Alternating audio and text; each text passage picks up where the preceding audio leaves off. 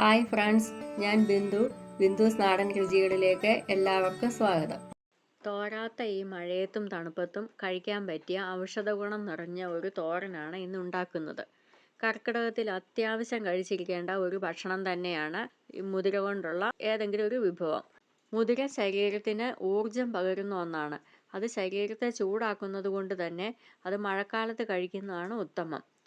ചർമ്മ സംരക്ഷണത്തിനും രോഗപ്രതിരോധ ശേഷിക്കും പ്രമേഹം കുറയ്ക്കാനും കൊളസ്ട്രോൾ നിയന്ത്രിക്കാനും യൗവനം നിലനിർത്തുന്നതിനും എന്ന് വേണ്ട എല്ലാവിധ ആരോഗ്യ സംരക്ഷണത്തിനും നാം മുതിര ഭക്ഷണത്തിൽ ഉൾപ്പെടുത്തുന്നത് നല്ലതാണ്. ഈ മുതിരത്തോരൻ എത്രയും രുചികരമായിട്ട് എങ്ങനെ തയ്യാറാക്കാമെന്ന് നോക്കാം. ഇന്ന് മുതിരത്തോരൻ വയ്ക്കാനായിട്ട് ഞാൻ എടുത്തിരിക്കുന്നത് 250 ml കപ്പിന് 1 കപ്പ് മുതിരയാണ്. ഇതൊന്ന് നന്നായിട്ട് കഴുകി അരിച്ച് നമുക്ക് കുതിരാനായിട്ട് വെക്കാം. ഇത് ഞാനിപ്പോൾ നന്നായിട്ട് കഴുകി എടുത്തിട്ടുണ്ട്. ഇത് ഇനി വെള്ളം ഒഴിച്ച് കുതിരാനായിട്ട് രാത്രി മുഴുവൻ വെക്കുകയാണ്. 1 കപ്പ് മുതിരയ്ക്ക് 3 കപ്പ് വെള്ളമാണ് ഒഴിച്ച് വെക്കുന്നത്. എന്നിട്ട് ആ വെള്ളത്തിൽ തന്നെയാണ് ഇത് വേവിക്കുന്നത്. നമ്മൾ ഒരു 4 മണിക്കൂറെങ്കിലും കുതിർത്തിയിട്ട് ഇത് എടുക്കുന്നതാണ് നല്ലത്. അതല്ല ഇത് കുതിർക്കാൻ സമയമില്ല എങ്കിൽ നമുക്കിതൊന്ന് ഡ്രൈ റോസ്റ്റ് ചെയ്തിട്ട് നമുക്ക് വേകാൻ വയ്ക്കാം. അപ്പോഴും ഇത് പെട്ടെന്ന് വെന്ത് കിട്ടും. ഇതിലേക്ക് ഞാൻ 3 കപ്പ് വെള്ളം ഒഴിച്ചിട്ടുണ്ട്. ഇതൊന്ന് ഇനി അടച്ചു വയ്ക്കാം. ഇത് രാത്രി മുഴുവനും കുതിരാൻ വെച്ച മുതിരയാണ്. ഇതിപ്പോൾ നന്നായിട്ട് വെള്ളം പിടിച്ച് കുതിർന്ന് വീർത്തിട്ടുണ്ട്. അതിൻ്റെ വലിപ്പം കാണുമ്പോൾ നമുക്ക് മനസ്സിലാകും. ഇനി ഇത് നമുക്ക് ഈ വെള്ളത്തോടു കൂടി തന്നെ ഒരു കുക്കറിലേക്ക് മാറ്റാം. ഇതിലേക്ക് ഞാൻ 1 ടീസ്പൂൺ ഉപ്പ് ചേർത്ത് കൊടുക്കുന്നുണ്ട്. അതുപോലെ തന്നെ 1/2 ടീസ്പൂൺ മഞ്ഞൾപ്പൊടി,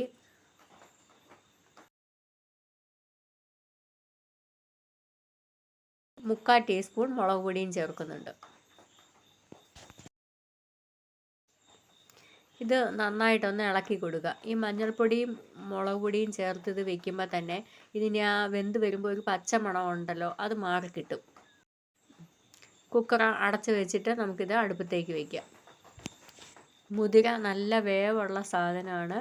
ഇത് നമ്മൾ ഹൈ ഫ്ലെയിമിൽ 1 വിസിലും ലോ ഫ്ലെയിമിൽ 5 വിസിലും അടുപ്പിക്കുന്നുണ്ട്.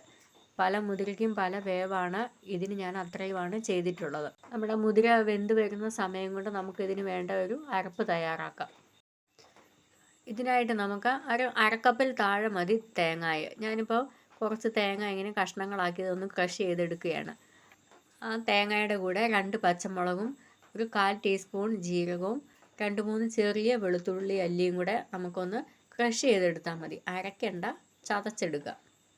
1/4 ടീസ്പൂൺ മഞ്ഞൾപ്പൊടിയും കൂടി ഇതിനകത്തേക്ക് ചേർത്ത് കൊടുക്കണം. കുറച്ച് മഞ്ഞൾപ്പൊടി നമ്മൾ നേരത്തെ തന്നെ ചേർത്തിട്ടുണ്ട്.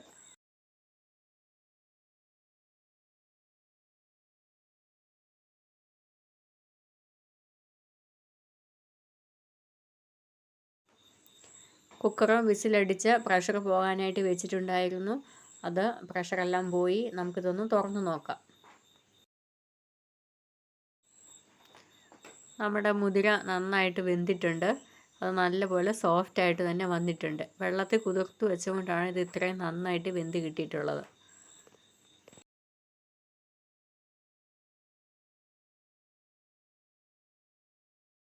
ഇതിൻ്റെ അടിയിൽ ഒരു ശകലം വെള്ളമുണ്ട്. അതൊന്ന് വറ്റാനായിട്ട് ഞാൻ തീ കത്തിച്ച് 1 മിനിറ്റ് ഒന്ന് അടുപ്പത്ത് വെക്കുകയാണ്. ആ സമയം കൊണ്ട് തന്നെ നമുക്കിതിന് കടുക് വറക്കാൻ ചെയ്യാം. കുക്കർ അടയ്ക്കുന്നില്ല, ഇങ്ങനെ തന്നെ വെക്കുകയാണ്. ആ വെള്ളം വറ്റുന്ന സമയം കൊണ്ട് തന്നെ നമുക്ക് കടുക് വറക്കാനായിട്ട് ഒരു പാൻ അടുപ്പത്ത് വെച്ച് ചൂടാക്കാം. പാൻ ചൂടായിട്ടുണ്ട്. അതിലേക്ക് 1 ടേബിൾ സ്പൂൺ വെളിച്ചെണ്ണ ഒഴിച്ച് കൊടുക്കുക.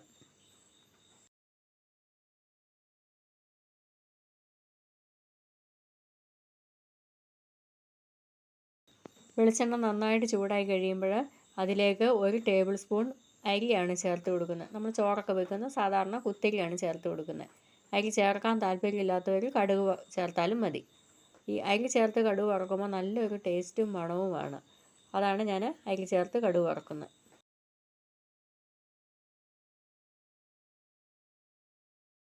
അരി നന്നായിട്ട് പൊട്ടി കഴിയുമ്പോൾ അതിൻ്റെ നല്ലൊരു കളറും മാറും, നല്ലൊരു സ്മെല്ലും വരും.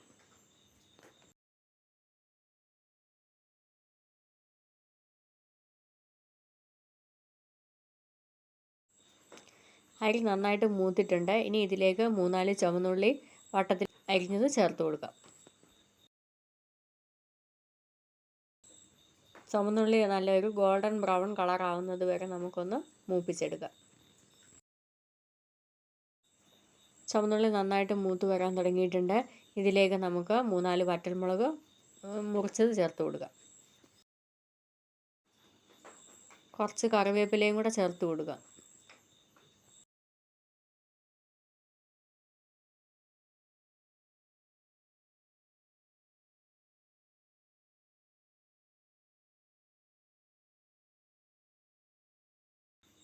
വറ്റൽമുളകും കറിവേപ്പിലയും എല്ലാം മൂത്തിട്ടുണ്ട്. ഇനി ഇതിലേക്ക് നമ്മൾ ഒതുക്കി വെച്ചിരിക്കുന്ന, അതായത് ചതച്ച് വെച്ചിരിക്കുന്ന അരപ്പും കൂടെ ചേർത്ത് കൊടുക്കാം.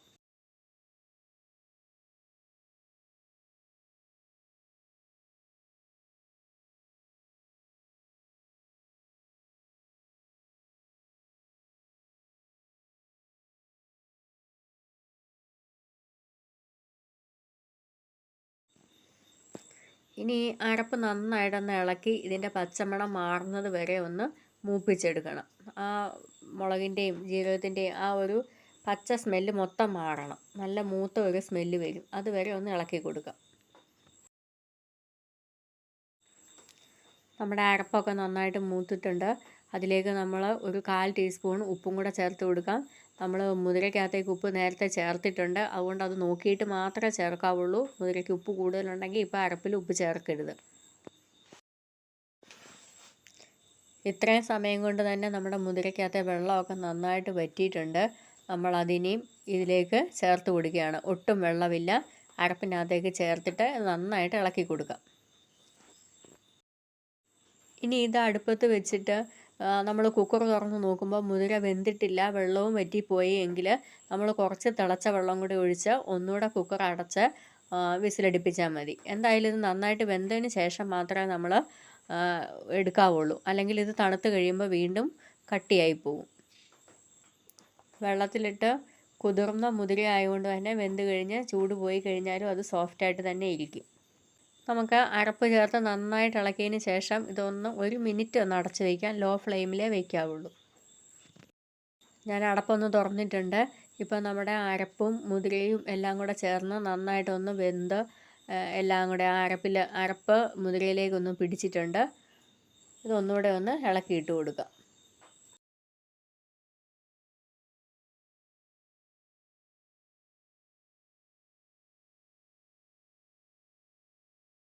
നമ്മുടെ രുചികരവും പോഷക സമ്പുഷ്ടവുമായ മുതിരത്തോരൻ റെഡിയായി കഴിഞ്ഞു. ഞാനിതൊരു വാഴയിലയിലേക്കാണ് വിളമ്പുന്നത്. നമ്മുടെ ചൂട് തോരൻ ആ വാഴയിലയിലേക്ക് വിളമ്പുമ്പോൾ നല്ലൊരു സ്മെല്ലാണ് വരുന്നത്. ആ ഇല അങ്ങോട്ട് ചൂട് കൊണ്ട് വാടിയിട്ട് നല്ലൊരു സ്മെല്ല് വരുന്നുണ്ട്. നിങ്ങൾ തീർച്ചയായിട്ടും ഇതൊന്ന് ട്രൈ ചെയ്ത് നോക്കണം. എല്ലാവർക്കും തീർച്ചയായിട്ടും ഇഷ്ടപ്പെടും.